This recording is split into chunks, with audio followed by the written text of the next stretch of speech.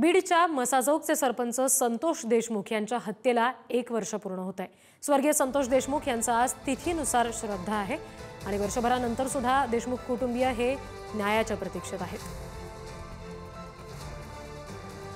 संतोष देशमुख यांच्या हत्येला आता 1 वर्ष पूर्ण होत आहे, मात्र कुटुंबीय अजूनही न्याय मिळण्याच्या प्रतीक्षेत आहेत। बीडच्या मसाजोगचे सरपंच होते संतोष देशमुख यांची निर्घृण हत्या करण्यात आली आणि त्याला आता 1 वर्ष पूर्ण झालंय। आज तिथीनुसार संतोष देशमुख यांचं वर्षश्राद्ध आहे आणि त्यांच्या कुटुंबाच्या डोळ्यामध्ये सर्वांच्या आज डोळ्यात पाणी आहे। सगळ्यांनाच वाईट वाटतं या विषयावर। या न्यायाच्या लढाईमध्ये तुमचं देखील खूप मोठं योगदान होतं। न्यायाच्या लढाईमध्ये तुमचं योगदान होतं। अनेक वेळा तुम्ही अधिवेशनात देखील हा मुद्दा मांडला, मात्र आज हवा तितका न्याय ज्याला म्हणतो आपण फास्ट कोर्ट असेल किंवा एक आरोपी अद्याप फरार आहे, नेमकं याचा अपयश कुणाचा आहे? एक आरोपी आज सुद्धा फरार आहे। मी मागच्या वेळेस बोलताना म्हणलो होतं तो जिवंत आहे की नाही आहे। दुसरा विषय की ह्या कोर्ट केस संदर्भात जे काही सरकारी वकील आहेत त्यांचं वारंवार ह्या संदर्भातलं बोलणं होतं, त्यांच्या परिवाराशी बोलणं होतं। आता येणाऱ्या ह्या 12 तारखेला या केस संदर्भातले दोषारोपपत्रसुद्धा दाखल येणार। तर संतोष देशमुख यांच्या आठवणीमध्ये त्यांचे कुटुंबीय भावुक झाले। वर्ष झालं तरी आरोपी कृष्णा आंधळे अजूनही फरार आहे, अशी प्रतिक्रिया धनंजय देशमुख यांनी दिली आहे। संतोष देशमुख यांचे धाकटे बंधू आहेत धनंजय देशमुख।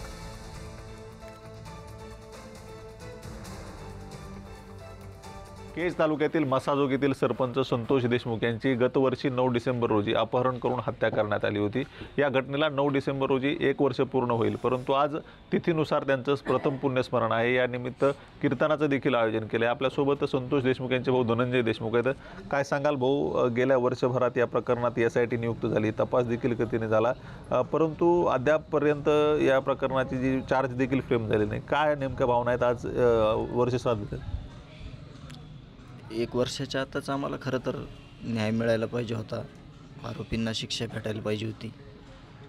तर दुर्दैव असं आहे की 1 वर्ष झालं अजून चार्ज फ्रेम नाही।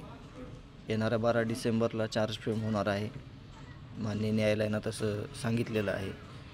आणि जे वेळ काढूपणा जे केलेलं आहे समोरच्या जे आरोपीचे वकील आहेत ते त्यांचे राईट आहेत, आम्ही त्याविषयी नाही बोलणार, परंतु जे फौजफाट आहे त्या सगळ्या मंडळीनं केलेला किंवा ज्या काही गोष्टी जाणीवपूर्वक केल्या गेल्या तर त्याविषयी दुर्दैव वाटतं आहे की आत्तापर्यंत आम्हाला न्याय मिळायला पाहिजे होता। वर्षभरात या प्रकरणात अद्यापही एक आरोपी फरार आहे, कृष्णा आंधळे। त्याच्या तपासाबाबत मात्र कुठलीही पावले उचलली गेली नाहीत। अगदी न्यायालयाने देखील त्याबाबतचा अहवाल सादर करायला सांगितले। आम्हाला SP साहेब आणि मुख्यमंत्री साहेब यांनी जर विचारलं की या फरार आरोपी संदर्भात की तुमचं काय मत आहे, तर आम्ही मत असं मांडू त्याच्याविषयी।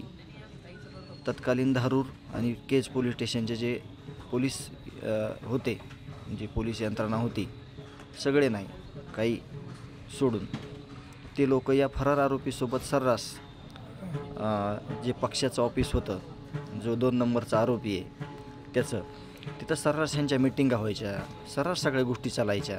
तर त्यांचं काय, त्यांना काय शिक्षा मिळणार? उदय नागरगोजे, पुढारी न्यूज, बीड। आपल्यासोबत संतोष देशमुख यांची कन्या देखील आहे। संतोष देशमुख यांचं स्वप्न होतं तिने डॉक्टर व्हावं, आता ती त्या दिशेने प्रयत्न करते, तिने तिचं ॲडमिशन देखील झालं। तिच्या भावना आपण जाणून घेणार आहोत। काय सांगशील ताई, 1 वर्ष झालं आहे, काय नेमकं या सगळ्या वर्षभराच्या काळात तुला त्यांची कमी जाणवते?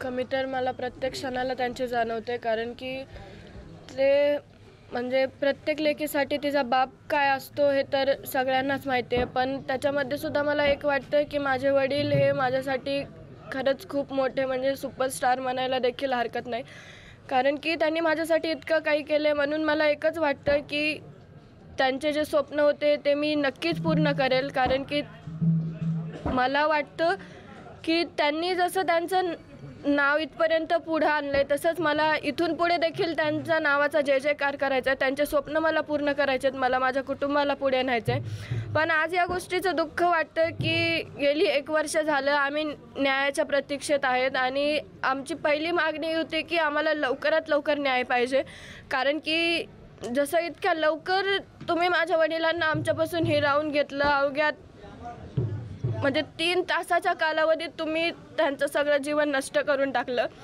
पण न्यायाच्या प्रतीक्षेत आम्हाला इतका वेळ का लागतोय ह्याचं मला आज उत्तर हवं आहे असं मी अपेक्षित करते. त्यांचे जे स्वप्न होते ते मला पुढे न्यायचे, पण आज या गोष्टीचं दुःख वाटतं की त्यांचे जे स्वप्न आहेत त्यांनी जे स्वप्न माझ्याकडून पाहिले होते त्या आनंदात आमच्यात ते सोबत नसतील. आज या गोष्टीचं दुःख वाटतं. उदय नागरगोजे, पुढारी न्यूज, बीड.